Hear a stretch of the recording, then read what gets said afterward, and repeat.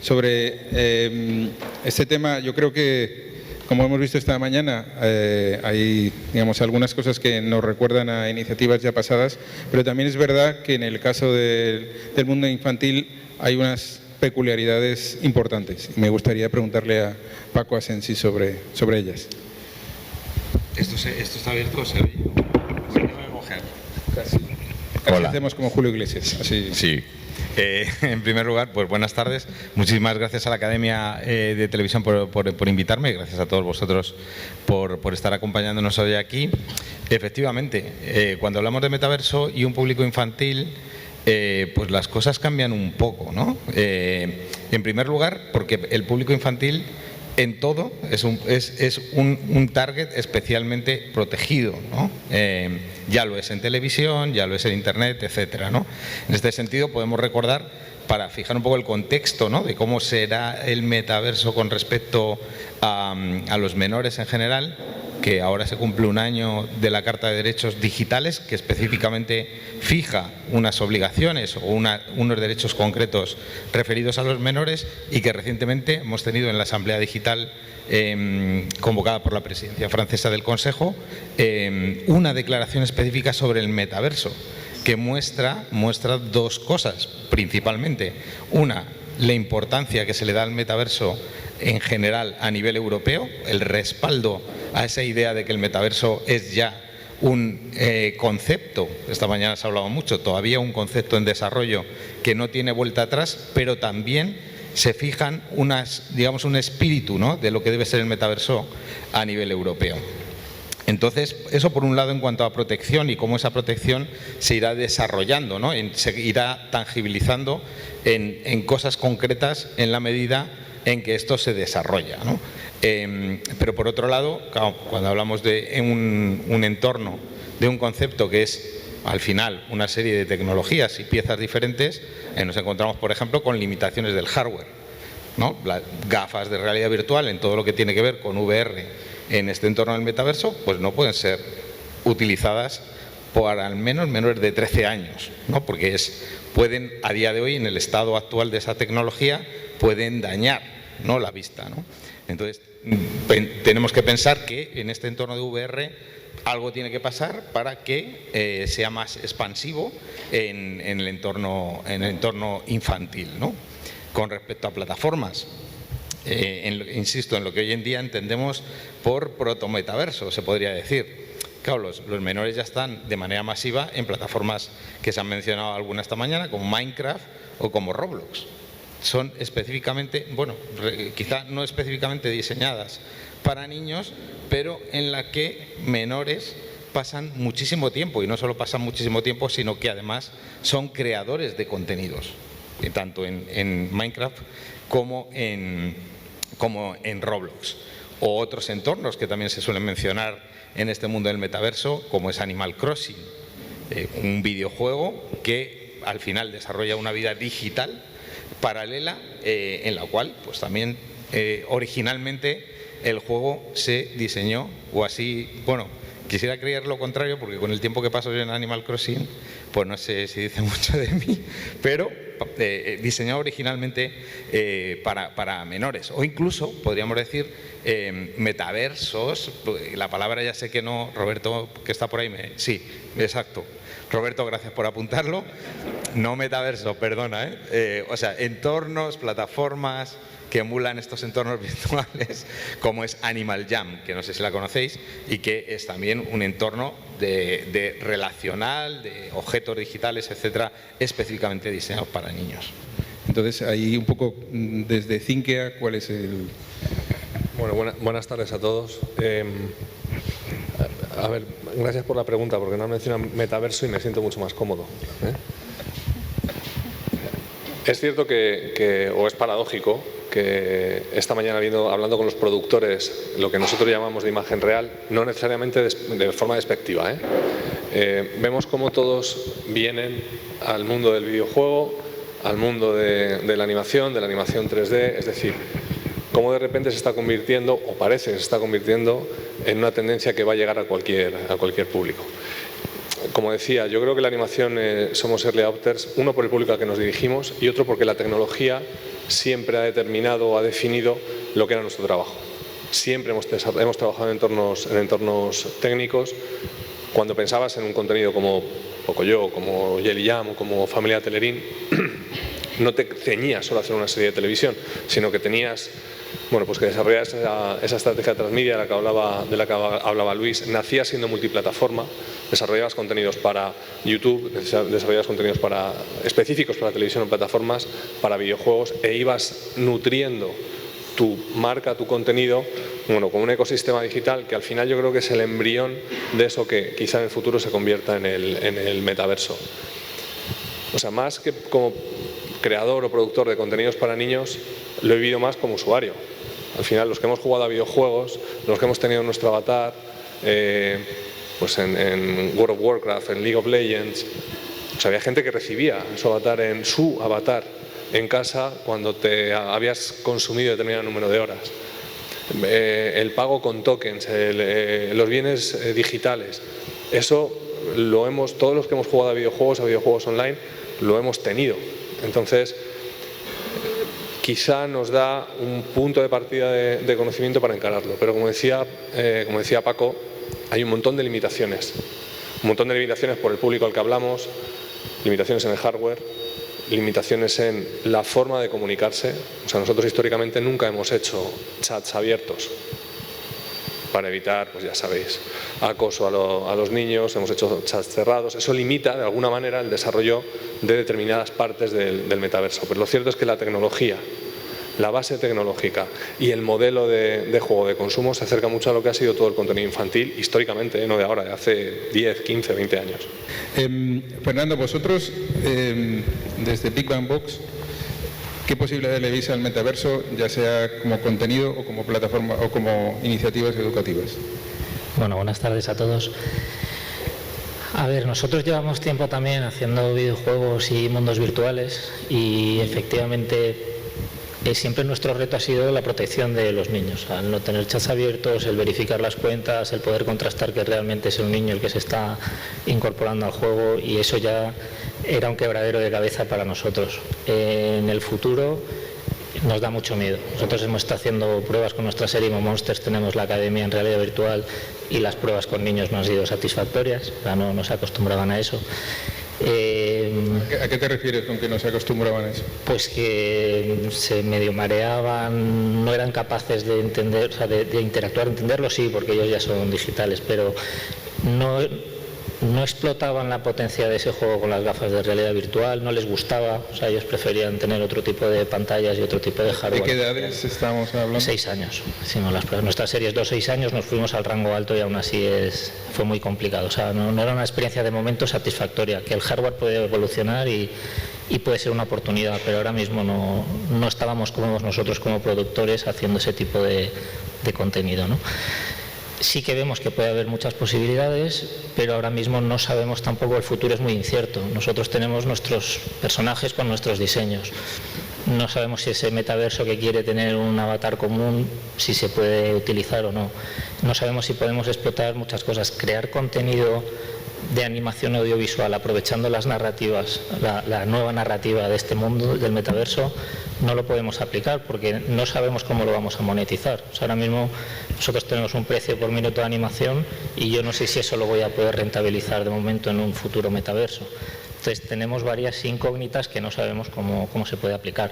El hecho de hacer el contenido tradicional y aplicarlo en el metaverso es algo obvio.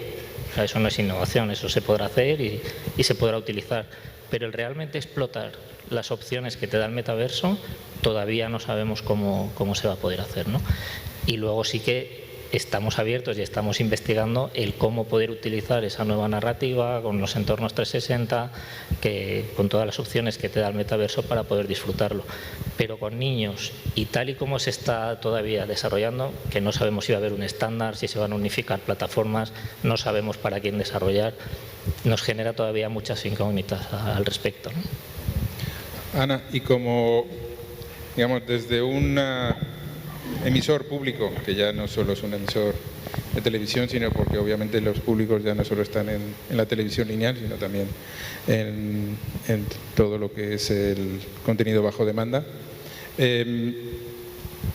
¿Cuál es un poco la línea estratégica que tenéis intención de seguir o si hay algunas cosas que nos planteáis u otras cosas en las que, por otro lado, estéis más abiertos a recibir proyectos?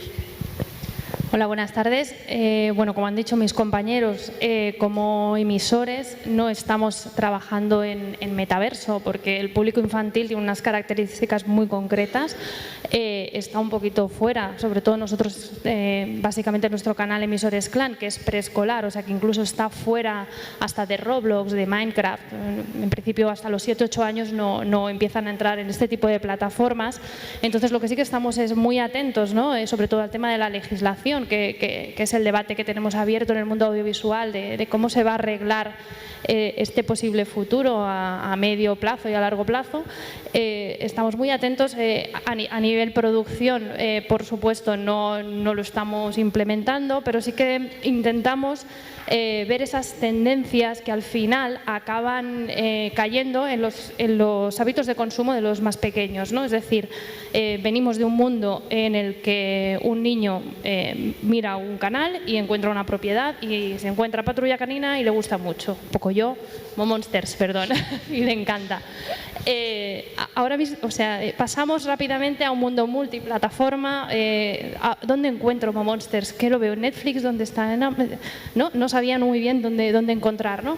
La filosofía del metaverso, de poder tener una sola plataforma donde pueda estar todo incluido y donde cualquier persona podamos fluir sin barreras y sin fronteras, y luego también incluir la parte en la que el niño es creador o es co-creador, es lo que creemos o de momento estamos intentando integrar en el nuevo contenido al menos en el de producción propia, ¿no? En el de intentar sacar esa mirada de adulto, de prescriptor, que les ofrecíamos unos contenidos, intentar incorporar a más niños creadores o co-creadores, ¿no? Un poquito ver que ellos forman parte de la programación y del contenido.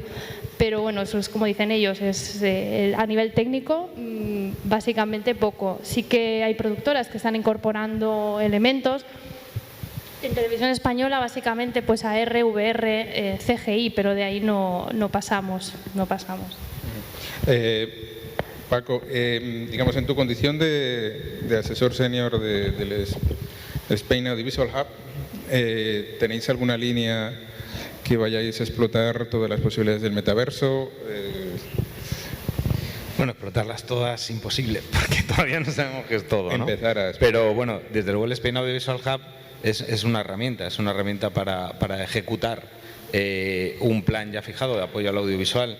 El audiovisual entendido en su máxima expresión, es decir, desde series, cine, animación, videojuegos, contenidos inmersivos, etcétera, y dentro de ese objetivo de apoyar todo lo que tiene que ver con esos diferentes elementos de nuestra industria, también se incluye todo lo que tiene que ver con, diría yo, las tecnologías habilitantes del metaverso, ¿no? Para dejar claro esto, que Roberto no me regañe más, que el metaverso está en camino, no lo tenemos, ¿no? En ese sentido, pues en muy poco tiempo se anunciará unas ayudas específicas por parte del Ministerio de Economía dirigidas al prototipado de estas tecnologías, muy en la línea de lo que he dicho al principio, muy en la línea de lo que la propia declaración que ha nacido de la Asamblea Digital de la Comisión Europea indica, ¿no? Es decir, estas tecnologías, ¿para qué nos tienen que servir? No tienen que servir, por un lado, para que en Europa se asiente una creatividad, una forma de trabajar específica que recoja, digamos, los valores europeos, pero también con esa visión de para qué es útil para los ciudadanos, ¿no? Y es útil en la educación, es útil en crear espacios seguros para menores, es útil para la integración de las mujeres en la tecnología, etcétera, etcétera, ¿no? Entonces irá en esa línea, en esos ejes que fija el propio plan de apoyo al audiovisual, pero que también han venido a ser confirmados específicamente para el metaverso y la Web3 por esta declaración del otro día. Y sobre temas educativos, ¿a qué líneas te refieres más en...? Bueno, a ninguna en concreto, que como, o sea, al final no se puede fijar, quiero decir, una convocatoria como la que vamos a lanzar no va a decir lo que os pedimos es que hagáis proyectos en AR para la educación, que además esto ya está sobre el terreno, o sea, en el mundo educativo la realidad aumentada ya se utiliza, ¿no? De una manera bastante importante, pero al final lo que proponemos es que las empresas españolas reflexionen cómo se pueden incorporar estas tecnologías, digamos, más allá, ¿no? Esto tiene que ver con crear espacios virtuales donde reunir a los niños y niñas para formarles, tiene que ver con utilizar los avatares de una manera determinada, tiene que ver con crear simulaciones, eso nos lo dirá la propia industria, donde ve que esa tecnología, estas tecnologías habilitantes que digo, puedan tener un impacto en la realidad y un impacto en recoger aprendizajes, porque el objetivo es precisamente eso, es aprender de algo que está en marcha ahora mismo. Y sobre las marcas, ¿cuáles han sido vuestras experiencias hacia, digamos, el futuro metaverso? En vuestra percepción, ¿lo ven más como oportunidad, más como amenaza? ¿Tenéis algún feedback al respecto? Ya que, digamos, no es distinto, como hemos hablado al principio, es distinto una marca cuando obviamente el usuario es adulto que cuando es... A ver, yo creo que si todos estamos de acuerdo que el metaverso hoy no existe, o sea, partimos de la base que el metaverso no existe. Es una cosa que es aspiracional, que no se puede llegar, que la gente ha habido Ready Player One y no lo empezamos a creer, Zuckerberg lo dice, pero a día de hoy el metaverso no existe como tal. Existen universos, existen mundos, existen entornos digitales o entornos virtuales. Ahora te hablo como productor. Yo creo que quizá lo que aporta la animación o lo que hacemos como novedad, he escuchado esta mañana a José María, he escuchado esta mañana a la gente que ha estado explicándonos su punto de vista.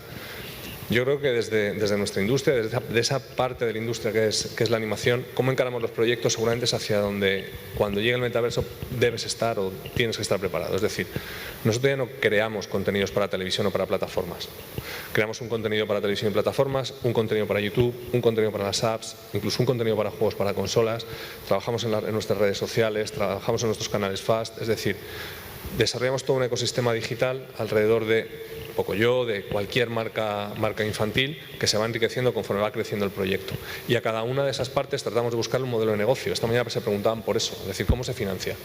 Bueno, pues se financia porque YouTube es un gran negocio. Hoy, en términos relativos, es el negocio más grande de Pocoyo. Entonces, ahí lo tienes. En el mundo de las apps, pues pasa algo parecido, es decir, una inversión razonable, de repente, a través de publicidad de suscripción, tienes un montón de chicos que están suscritos o que están jugando a las apps de tu marca. Es decir, vas creando un montón de universos que los vas conectando a través de tu marca. O sea, al final lo que tienen en común es Pocoyo y una narrativa que tratas de que se construya de manera transmedia para que en cada sitio puedan encontrar una experiencia que les nutra, ¿no? Entonces, yo creo que ese es el camino. Si por marcas te refieres a marcas de terceros, es decir, como Planeta o como Bandai o como el Cabildo de Gran Canaria, ¿cómo se vinculan? Al final se vinculan a través de la audiencia. O sea, nosotros lo que aportamos es una audiencia enorme. O sea, piensa que Pocoyo tiene 37 millones de suscriptores al canal de YouTube. En los 3 últimos años han pasado de menos de 11 a 37. O sea, imagínate la enorme audiencia que tiene. Entonces, bueno, pues es una forma también de... O sea, que la marca busca los eyeballs, las audiencias. Sí. Eso sí que, digamos, no importa dónde esté la audiencia, se persigue esa audiencia. Claro, al final, bueno, pues pasa como en la televisión en abierto, pasa como en cualquier ámbito. Es decir, ¿cómo lo rentabilizas? A través de una audiencia.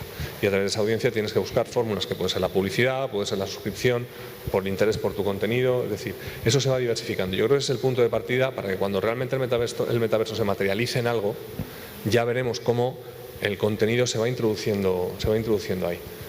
O sea, creo que hoy la responsabilidad, casi más que los gobiernos, las tiene Facebook, que ha sido quien ha acelerado todo el proceso con el cambio de nombre de la compañía y con ese afán por encontrar ese universo virtual en el que, como me explicaba Luis hace poco, o sea, como nos imaginamos en metaversos, cuando yo tengo mi alter ego, mi avatar, que va pasando de un lugar a otro sin necesidad de cambiar. Soy ese tipo que se ha comprado unas Nike o que se ha comprado un piso virtual, una vivienda virtual no sé dónde, y soy el mismo vaya donde vaya, cuando voy a trabajar, cuando voy a ver una película dentro de ese universo digital. Imagino que así será, pero hoy no existe. Entonces, nuestro trabajo es leer white papers, entender cómo funciona el mundo, dar seguimiento a lo que está pasando para, a partir de ahí, como productores, como creadores de contenido, o bien crearlo, o bien dar un marco para que sean, en nuestro caso, los niños quienes creen ese contenido. Por tanto, la importancia de crear IPs, crear marcas, sin duda, y la longevidad de las mismas. Claro. Porque claro, o sea, al final yo creo que la propiedad intelectual es el activo principal que tenemos las productoras, todas, lo que pasa es que en animación quizá se ha puesto más de manifiesto desde hace muchos años, gracias a la enseñanza de los Disneys y demás. Mickey Mouse. Claro, o sea, al final ellos marcaron un poco el camino y todos hemos ido detrás de eso, ¿no? Quizá en el contenido para adultos no se ha trabajado tanto, porque el modelo de negocio quizá era más sencillo. Es decir, si lo vendías a una televisión o un canal, tenías tu margen de producción, un porcentaje de la explotación internacional, y ahí se quedaba el negocio. No había más negocio que hacer, ¿no? Aparentemente no había más negocio que hacer. Yo creo que ahora, con el metaverso y con todo lo que está pasando en cuanto a plataformas digitales y otros medios, pues eso cambia, se transforma y hay muchas más oportunidades que seguro ya están empezando a aprovechar. Ana, ¿y qué evolución de la audiencia habéis notado en los últimos años? O sea, ¿dónde está ahora vuestra audiencia? Nuestra audiencia, como he dicho, básicamente está en preescolar. De hecho, lo que decimos, ¿no? A partir de los 7-8 hay un salto importante. Cuesta mucho llegar al público infantil. Cuesta mucho crear marcas con las que ellos se identifiquen y que solamente les lleguen por animación.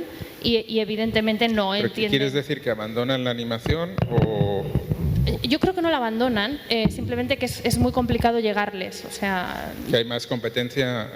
Aparte de que hay más competencia, ellos tienen otros puntos de interés. Es decir, sí que vas notando, ¿no?, que cada vez la audiencia se va haciendo más joven en Canal Clan, por supuesto, que es muy preescolar.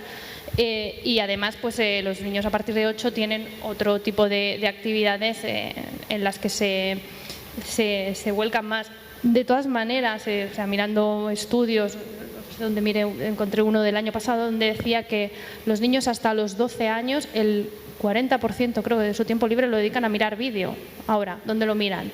Pues es que lo miran en televisión, en plataforma, en YouTube, están súper fragmentados, entonces es complicado encontrarlo. Al contrario, en preescolar básicamente consumen el contenido de vídeo en televisión lineal, porque es un entorno súper seguro para los padres. O sea que la seguridad sigue siendo muy determinante a la hora del consumo de contenido. Sí, sobre todo para el público infantil, que es el que estamos tratando, es básico. Y sobre Momonsters, ¿hay alguna cosa que os haya sorprendido de la audiencia de la serie? Yo primero, si no te importa, te iba a comentar la pregunta que le habías hecho a Víctor. Nosotros sí que vemos una oportunidad muy grande en el metaverso en la parte de educación. O sea, a nosotros nos gustan mucho los juegos serios, los juegos educativos, porque los mundos virtuales sí que te dan esa opción de tener un entorno que realmente lo puedes aplicar para temas educativos. Por ejemplo, nosotros tenemos uno para aprender idiomas que es perfecto, porque si tú no puedes ir a visitar un país extranjero para aprender ese idioma, lo mejor es visitarlo en un mundo virtual, ¿no? ¿Qué pasa? Que si realmente el metaverso nos proporciona esa inmersión que todos esperamos, sí que se van a aumentar las probabilidades, las oportunidades de que sea más efectiva esa formación. O sea, realmente vas a tener esa experiencia de estar visitando. Siempre y cuando se pague esa inversión de alguna manera. Claro, lo que pasa es que ahí sí que hay un modelo de negocio establecido. Porque nosotros tenemos acuerdo B2B para llegar a universidades extranjeras que te compran tu contenido y ya tienes, incluso al B2C puedes llegar, y sí que hay un modelo establecido, probado y fiable. O sea, nosotros lo que nos da miedo es embarcarnos en algo que no sabemos cómo vamos a monetizar.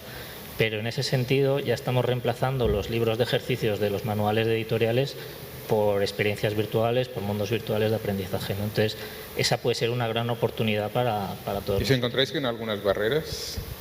Barreras, la tecnología al final. O sea, que la universidad pueda comprar esas gafas, ese metaverso, pero cuando llegue a ser una commodity, realmente es una oportunidad muy grande si estás ahí en el momento que tienes que estar, ¿no? ¿Vale? Y luego me habías dicho algo de la audiencia, de las audiencias de Momonsters. No, digo que un poco que cómo fue un poco el proceso del lanzamiento de la serie y el lanzamiento de conocer a la audiencia, en vuestro caso. Bueno, nuestra audiencia, la verdad es que nosotros íbamos a un público preescolar, estaba bastante identificado. Es verdad que nos sorprendió al principio que era más bajo de lo que nosotros pensábamos, porque por look es una serie que puede parecer un poco más baja, pero por guiones esperábamos estar más en el rango alto del preescolar. Y luego nos han confirmado que realmente íbamos más a la parte baja y que... ¿Parte baja a qué edad te refieres? 3, 4 años.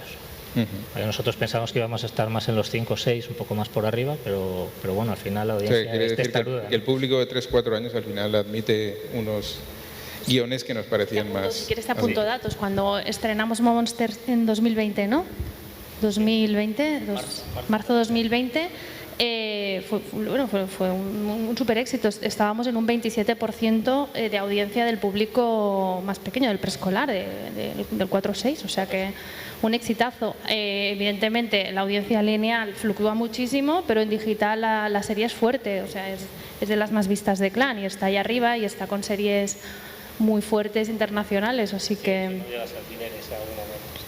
Que hemos llegado a ser líderes en algún momento, en algunos meses. Gracias. Pues ya lo sé. Gracias. Si hay alguna pregunta en la sala u opinión divergente, también se admite.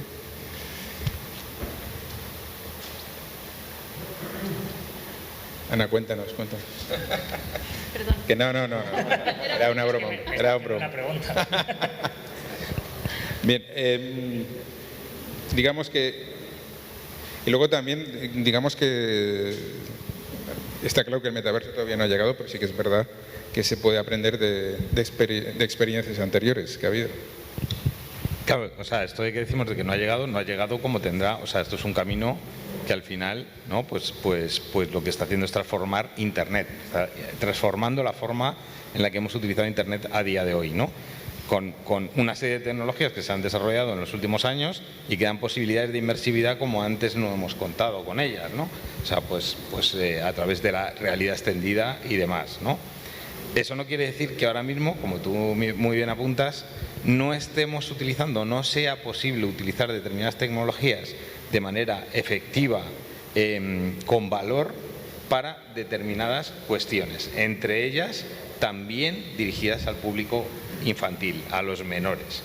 Pero ahí, resumiendo todo lo que estamos hablando, como es un público especialmente protegido, las preocupaciones van sobre cómo pueden desarrollar esa vida digital dentro de estos entornos con seguridad, aunque ya lo están haciendo, ya lo hemos dicho, ¿no? O sea, ya están en Roblox, en Animal Jam, en no sé qué, algunos más o menos seguros, depende de la plataforma, pero ya están allí porque eso sucede ya. Y de hecho se puede aprender mucho de quienes ya están ahí, y que estamos hablando de millones de personas en todo el mundo, de millones de menores en todo el mundo. Que obviamente la pandemia, digamos, ya sabemos el efecto catalizador que ha tenido, incluso una parte bastante enriquecedora, porque ha permitido al público infantil mantener el contacto con sus amistades en muchos de esos entornos. Sí, y desde luego, pero además de generar, o sea, las utilidades que tiene, por ejemplo, para socialización, o sea, para aprendizaje desde luego, pero para socializar, pensemos lo que tú dices, pues en un entorno de confinamiento, pero más allá de confinamiento, en un entorno emocional en el que una persona, un menor, se ha aislado y que de repente se encuentra en un entorno con seguridad, donde puede relacionarse con personas donde no va a pasar aparentemente nada malo. Por ejemplo, el uso que hay para niños autistas dentro de determinadas plataformas, porque son capaces de socializar al no sentirse en riesgo. Sí, porque no son anónimos, es decir, o no deberían de ser anónimos. En teoría, digamos, el niño es niño, el que está ahí, ¿no? Y en otras redes sociales, obviamente, los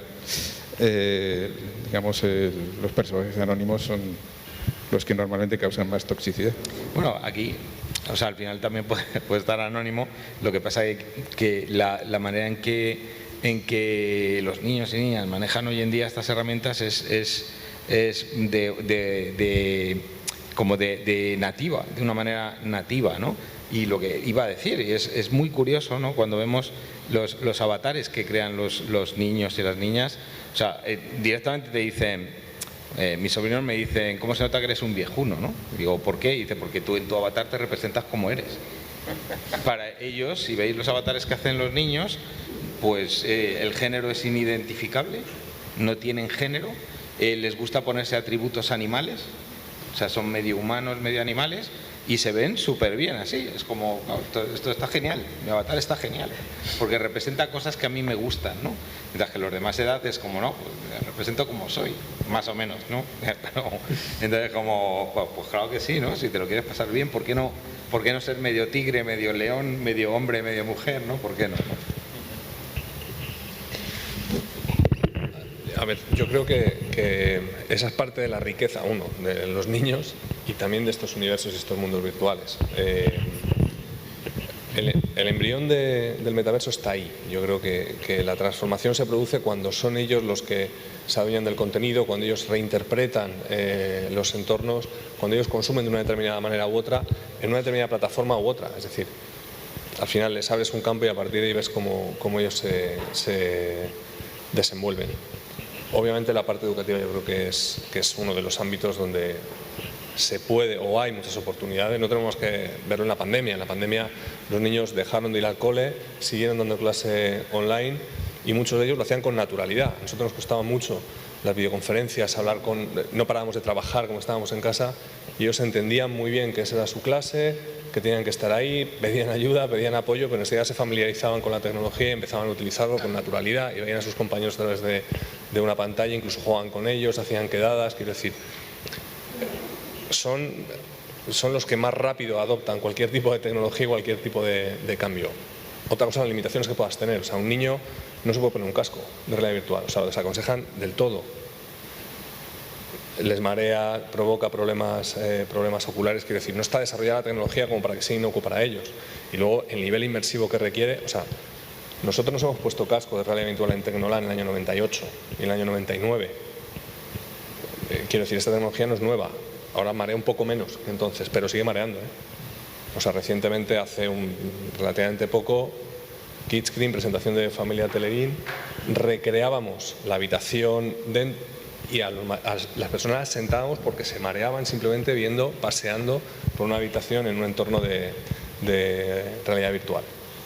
Entonces, quiero decir, vamos a ver cómo llega eso a los niños, cómo se adapta, porque a lo mejor ese metaverso no es un metaverso tan inmersivo como el de los adultos. Es menos inmersivo, se sigue trabajando con pantallas o se trabaja con... Porque para ellos ya es inmersivo, suficientemente inmersivo en muchos casos. Imagino que sí, o sea, ellos ya viven dentro de esa realidad. Es decir, esta mañana hablábamos de por qué los padres llevaban a sus hijos, apuntaban a sus hijos a ser futbolistas y no a ser instagramers o influencers, ¿no? Bueno, yo creo que son dos ámbitos diferentes.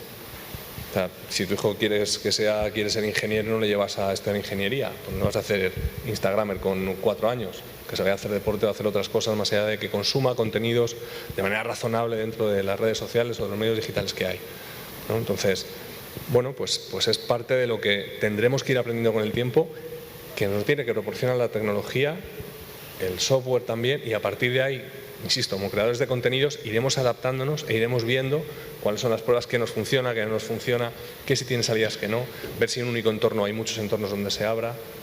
O sea, se está produciendo un fenómeno que es tremendo. TikTok está marcando el nuevo tipo de consumo en las redes sociales, ¿vale? Ahora mismo el mayor consumo de contenidos en redes sociales ha pasado de ser, hablo de memoria, 3 minutos y pico, 4 minutos, a ser entre 30 y tantos y 40 segundos por contenido. Por contenido. Lo habéis visto en TikTok. Bueno, eso lo ha adaptado YouTube, lo ha adaptado Facebook. Estamos viendo cómo los niños están empezando a consumir contenidos de entre 30 y 40 segundos en las redes sociales. Y eso incluye YouTube, toda la parte infantil. En 30 segundos o 40 segundos a un niño no le cuentas una historia, no es capaz de escuchar una canción. Entonces, hay que entender qué es lo que ellos ven para ver si tiene sentido que nos adaptemos a eso para darles un contenido que sí enriquezca esa experiencia y que no simplemente sea lo que nos pasa a los adultos, O sea, yo que procuro evitarlo, te pones a ver Watch o te pones a ver TikTok y al cabo de 20 minutos de ver un resumen de un partido de fútbol, una gracia de Broncano, un no sé qué, una tía buenísima bailando, tal, dices, ¿qué coño estoy haciendo? Llevo 15 minutos viendo vídeos y tienes que hacer un... ¿Solo 15 minutos? Sí, pues claro, bueno, 15, 20, una hora, depende. O sea, tienes que hacer un momento de pum, a los niños les pasa algo parecido, ¿no? Entonces, insisto, desde el punto de vista de la producción de contenidos para niños, lo importante es cómo se enfoca la producción de los contenidos, cómo ya pensamos en esa narrativa transmedia, en que tiene que ser multiplataforma, y ya llegará, ya irá madurando el mercado para decirlo. Yo creo que es una aventura decir, no, va a ir por aquí, va a haber un único universo. Creo, o sea, yo por lo menos, como no lo tengo claro, quizás sea esa duda en la que vivo. Yo sí querría, perdona, apuntar una cosa que apunta Víctor. Claro, estamos hablando de que si ahora la realidad virtual, las gafas marean, no sé qué. O sea, en esto estamos en un aprendizaje sensorial como especie. O sea, también, ¿no?, se suele comentar que las primeras personas que vieron una película, que era el tren este de los hermanos Lumière, salieron corriendo de la sala porque creía que les iba a atropellar el cine, ¿no? O sea, el del tren. Hoy en día el cine está sumido en nuestra estructura de percepción, ¿no?, sensorial. Lo mismo pasa con la VR, ¿no? La VR, pues para muchas personas lleva ese aprendizaje sensorial hasta que realmente pues te acostumbras al entorno, ¿no? Sin dejar de lado también lo que apunta Víctor, que el hardware evolucionará. Es posible que el hardware se haga invisible, que ni siquiera lo veamos, ¿no?, y veamos el contenido. Hace nada he estado viendo un anillo que es el interfaz con el que te vas moviendo, digamos, por un entorno en realidad aumentada. O sea, al final, digamos, no deja de ser sorprendente si las famosas lentillas, etc, etc. O sea que, digamos, un poco uno de los límites a superar. Y en el caso de formación, ¿habéis encontrado alguna edad a partir de la cual la formación que hablabais, ¿para qué edades? ¿En qué tipo de formación según qué edades? ¿Tenéis alguna...? Nosotros, la verdad es que hemos trabajado desde preescolar, a tener aplicaciones donde los niños practiquen las fichas que en el día a día hacen en clase, de fundar cosas en una aplicación muy sencilla, muy intuitiva. De hecho, también había alguna parte de socialización entre ellos, filtrado por clases que podían compartir. O sea, preescolar hasta universitarios hemos hecho mundos virtuales para aprendizaje de idiomas, hemos hecho también algo con matemáticas. O sea, realmente teniendo claro el currículo que quieres utilizar y hacia dónde vas a dirigirlo al público objetivo, se puede preparar ese mundo virtual adaptado a tu público. Y esto también va relacionado un poco con esa rentabilidad que tienes que tener en el producto. Con un mundo virtual que vas a vender por todo el mundo, te puedes gastar $500.000 euros. Con una aplicación para niños de preescolar que van a practicar las fichas de clase, pues igual te tienes que gastar 7.000. O sea que al final hay que hacer un análisis más detallado, pero tienes que tener claro lo que quieres enseñar y que al final no salga rentable como empresa. También es muy importante, por ejemplo, con los niños, que no solo les damos la ficha del cole, al final ellos tienen que tener la sensación de que se lo están pasando bien. O sea, nuestro objetivo es que el niño tenga una aplicación donde se divierte.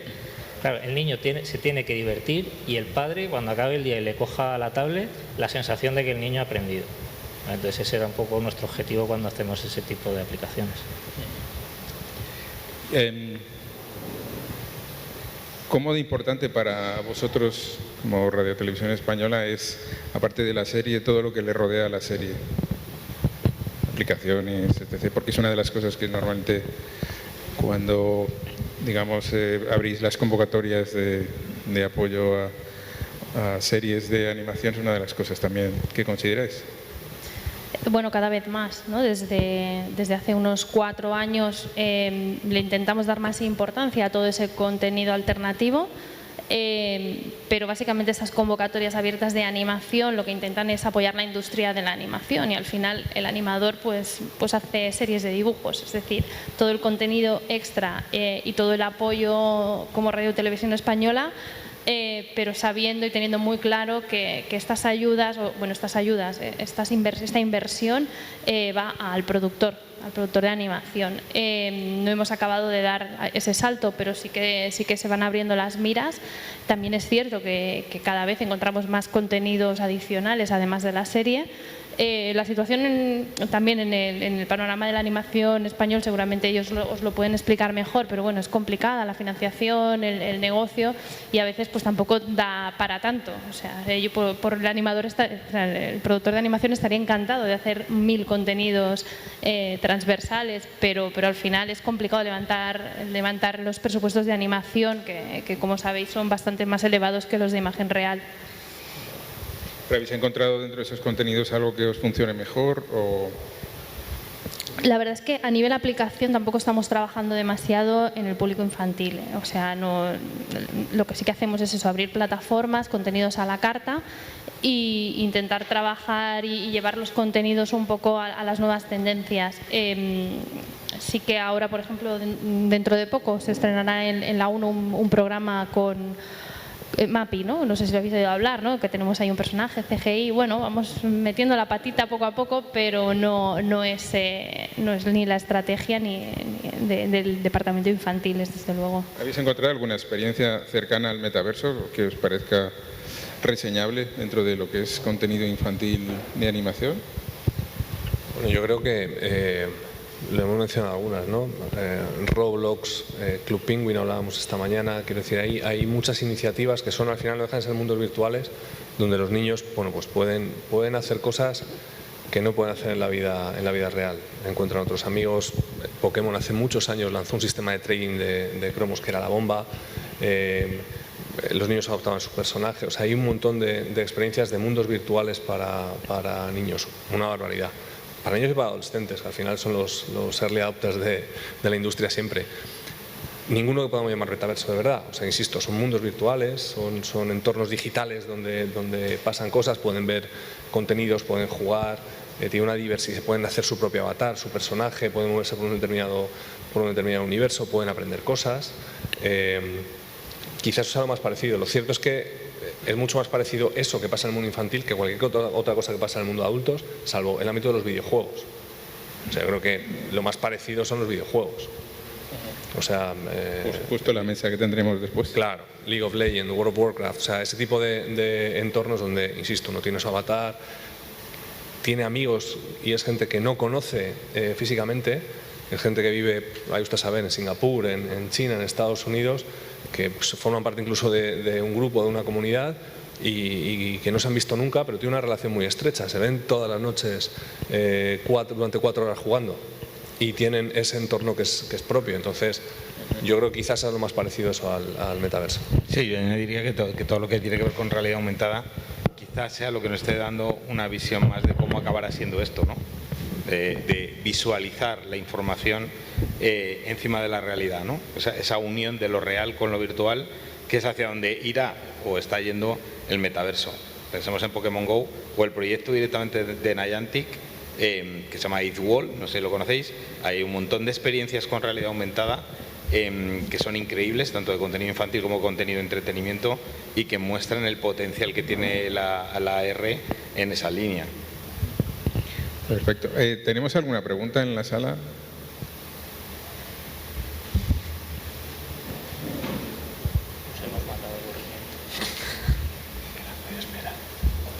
Aunque ya te conocemos.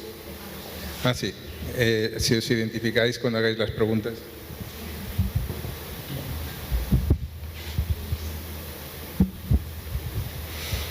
Hola, buenas tardes. Bueno, soy Luis Alcázar del Cañonazo. Muchas gracias a la Academia, por cierto, por estas jornadas y a vosotros por estar aquí en la mesa. Habéis estado hablando mucho de cómo son los contenidos, de las posibilidades de negocio. Bien, yo para hablar de otra pata del metaverso y de producción infantil, os quería preguntar acerca de la regulación. Es decir, cómo puede afectar la regulación. Si estáis esta mañana, José Luis Zimmerman ya ha hablado de que es muy pronto para la regulación, pero quizá en el territorio infantil estamos hablando de que igual ya vamos tarde con la regulación, ¿no? Porque tenemos más limitaciones, como habéis dicho, porque tiene que haber una protección especial del contenido infantil.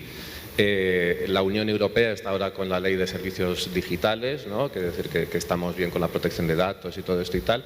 Y entonces, un poquito, quería saber qué oportunidades puede haber en esa regulación en cuanto al contenido infantil o qué posibles limitaciones podemos encontrar en esa regulación. Yo te diría, lo he mencionado al principio, que todo lo que tiene que ver con el metaverso y la Web3 desde el lado de la Unión Europea ya tiene fijado un esquema que no es nada diferente a cuando hablamos en Internet. O sea, los menores son un colectivo protegido, esté donde esté, venga el metaverso o venga yo qué sé, los extraterrestres. Eso la ley ya lo fija así. Otra cosa diferente es que ahora hay más posibilidades de interacción si quieres, ¿no? Y entonces que tenemos que pensar en si los avatares tienen unos derechos de protección especial cuando representan a menores y tal. O sea, esa es un poco la reflexión.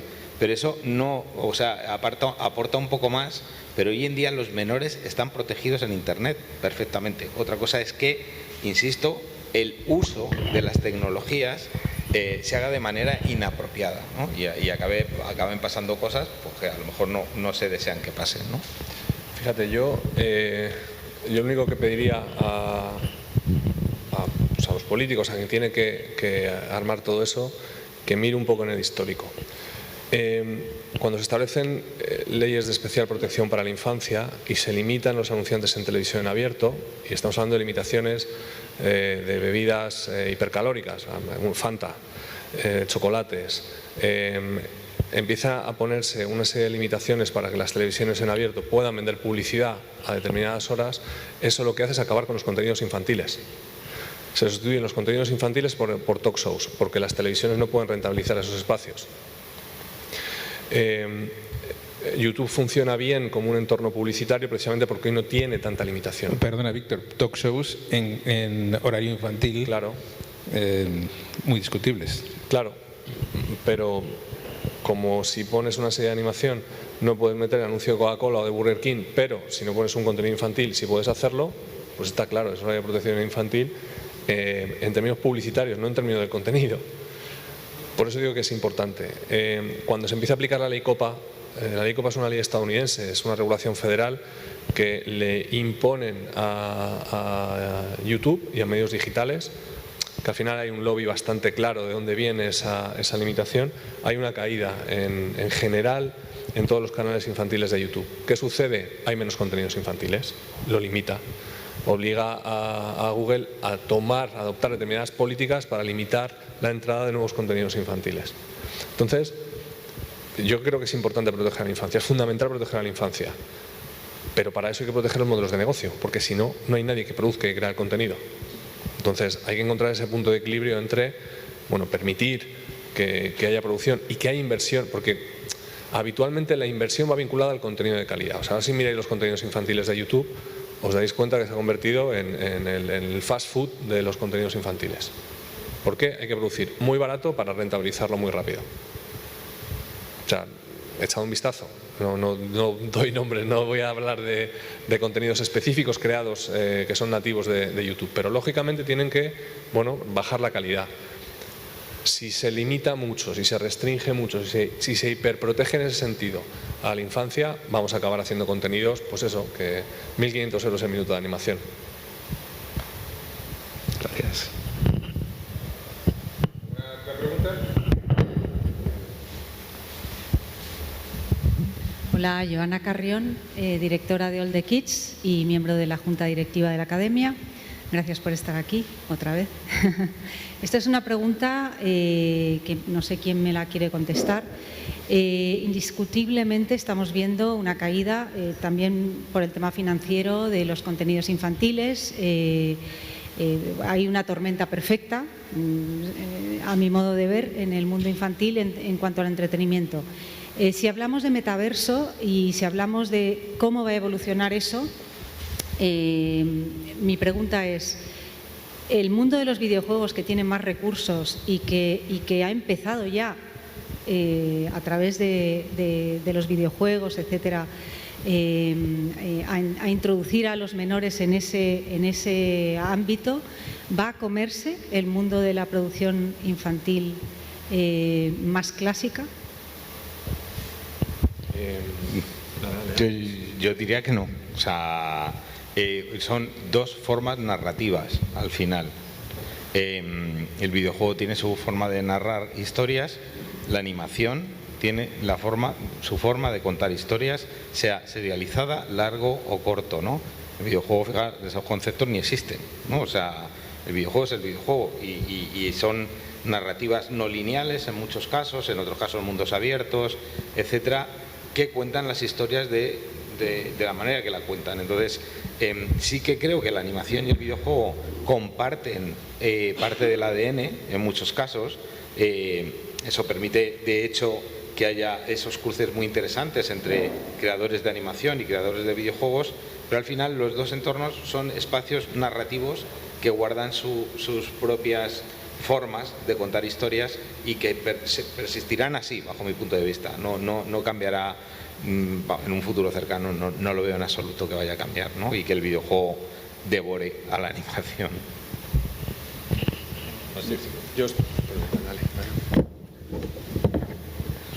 Yo lo que sí que creo es que por cómo está concebido ahora mismo y hacia dónde evoluciona el metaverso, los videojuegos van a tener un desarrollo mucho más rápido y van a acaparar bastante más público que la animación, porque como hemos dicho varias veces, no sabemos hacia dónde vamos con la animación dentro del propio metaverso. Sí que es cierto también que cada vez creemos más en las sinergias entre videojuegos y animación y que cada vez convergen más, y que también creemos más en que los niños puedan crear su propio contenido, que para eso sí que podrán aprovechar el metaverso, ¿no? Entonces, que tendremos ahí un mix entre las dos cosas, pero a corto plazo yo entiendo que los videojuegos van a poder aprovechar mucho más ese metaverso que nosotros como productores de animación. De hecho, me he acordado que Luis lo mencionaba esta mañana, un ejemplo de cómo las formas narrativas siguen su camino, que menciona Arcane. Entonces, Arcane como serie cuenta la historia de League of Legends de una manera, con una estructura narrativa de serie de animación de alta calidad y demás, y el videojuego sigue contando sus narrativas de su manera, ¿no? Pues yo creo que aquí es un momento perfecto para terminar, porque en la próxima mesa nos van a contar todos los secretos de los videojuegos y el metaverso. Muchísimas gracias por haber venido.